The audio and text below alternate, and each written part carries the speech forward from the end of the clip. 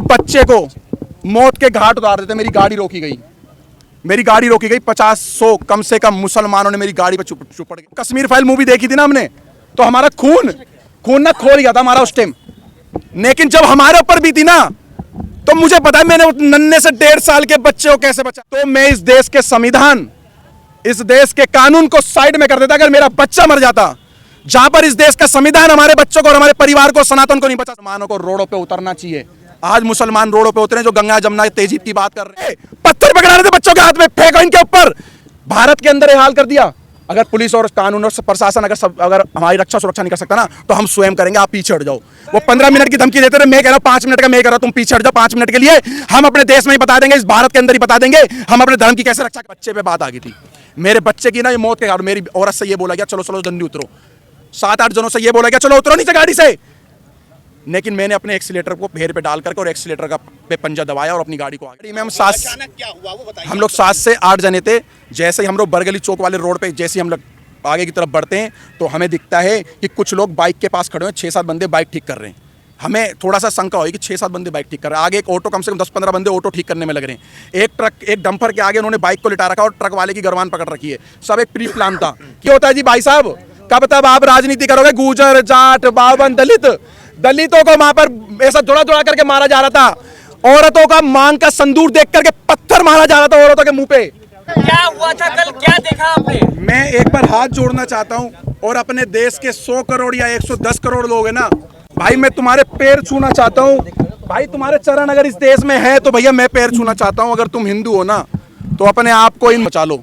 ये सब एक हैं, मैं खुल के बोल रहा हूं। ये सब मेरे बच्चे को मौत के घाट उतार देते। मेरी गाड़ी रोकी गई, मेरी गाड़ी रोकी गई। 50-100 गाड़ी पे चुपड़ गए, पथराव करा, ब्लैंक गोलियां चला रहे हैं कट्टों से। हमने देखा जब कश्मीर फाइल मूवी देखी थी ना हमने, तो हमारा खून ना खोल गया था हमारा उस टाइम।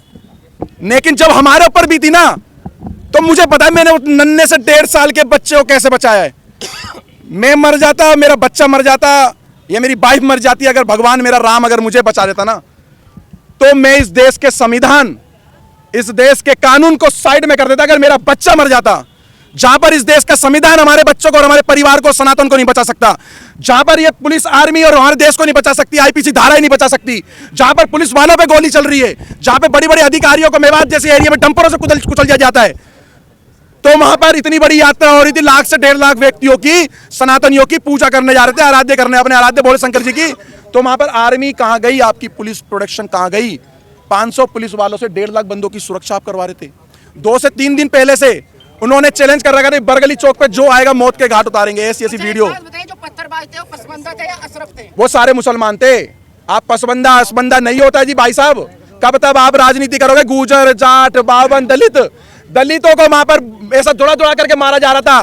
औरतों का मांग का संदूर देख करके पत्थर मारा जा रहा था औरतों के मुंह पे।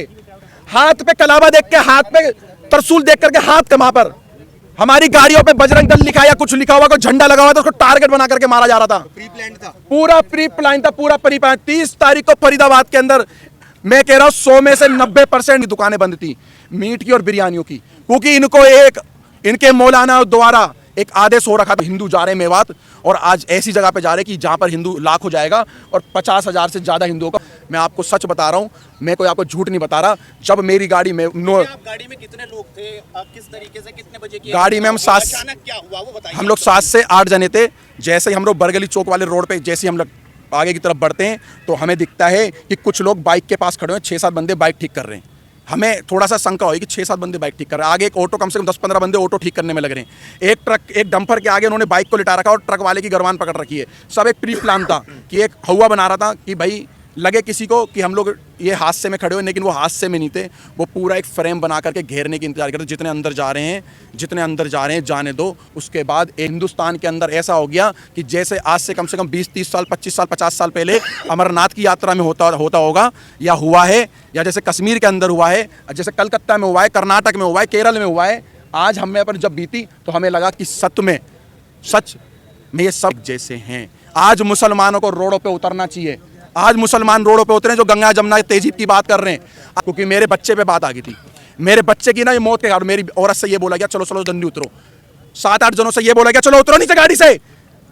लेकिन मैंने अपने एक्सीलेटर को पैर पे डाल करके और एक्सीलेटर का पे पंजा दबाया और अपनी गाड़ी को आगे बढ़ाया। 70 से ज्यादा गिरफ्तारी हुई है, क्या लग रहा है 70 से ज्यादा लोग थे? लाखों आदमी इसके अंदर इन्वॉल्व है, लाखों आदमी। और मैं खट्टर साहब का, मैं बीजेपी का विरोध नहीं कर रहा, मैं कांग्रेस का विरोध नहीं कर रहा, मैं किसी पार्टी का विरोध नहीं कर रहा हूं। मैं साफ खट्टर साहब का विरोध करना चाह रहा हूं आपके चैनल के माध्यम से।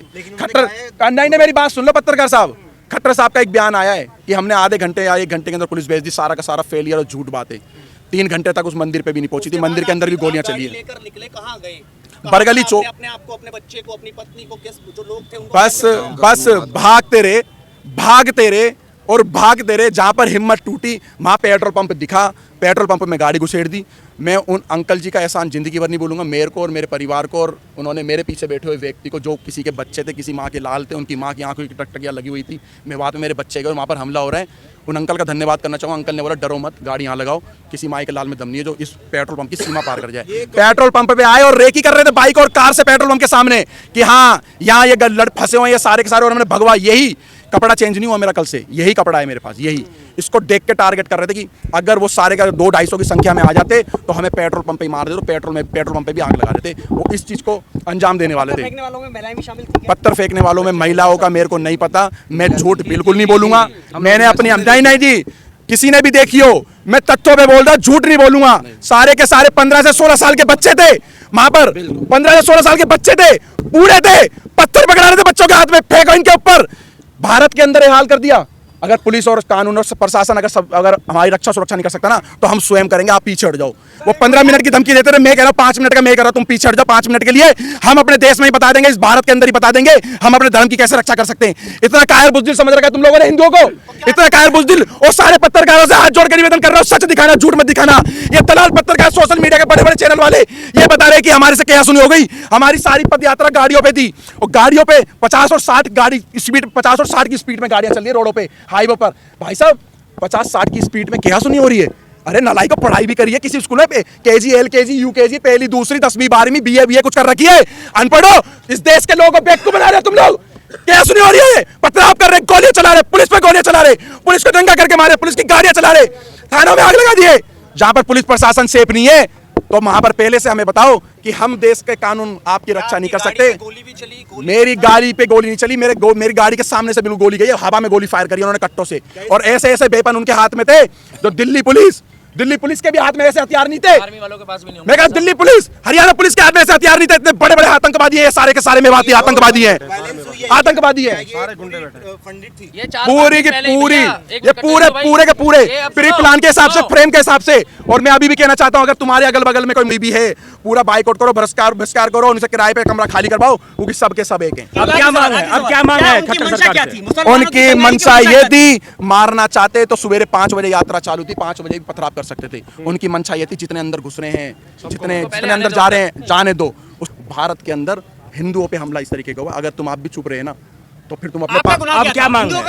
हिंदुओं गुना, हिंदुओं गुना, हिंदू हैं, हिंदुओं गुना, क्या गुना करा भाई हमने? आराध्य, हाँ 47 वाला झंडा, 47 गुना कोई नहीं था भाई साहब। गुना ये था कि हम लोग प्रशासन के भरोसे पे रह गए। अगर प्रशासन हमें पहले बोलता हम तुम्हारी सुरक्षा नहीं कर सकते, तो हम अपनी सुरक्षा स्वयं करते, और कैसे भी करना। तो मेरे को विजय हिंदू को बताओ, कौन सा जज आता मेरे बच्चों को मेरे लौटाता? 1.5 साल के बच्चे को मौत के घाट उतार देते, तो मैं भी प्रशासन और संविधान को साइड में करके इन जिहादियों से लड़ता, और चाहे मेरी जान चले जाती। पथराव कर रहे थे ये लोग। जो महिलाएं फंसी हुई थी उनकी क्या? महिलाओं पे गोली चलाई गई है, महिलाओं पे डंडे मारे गए, पत्थर मारे गए, महिलाओं के मुंह पे पत्थर मारे गए।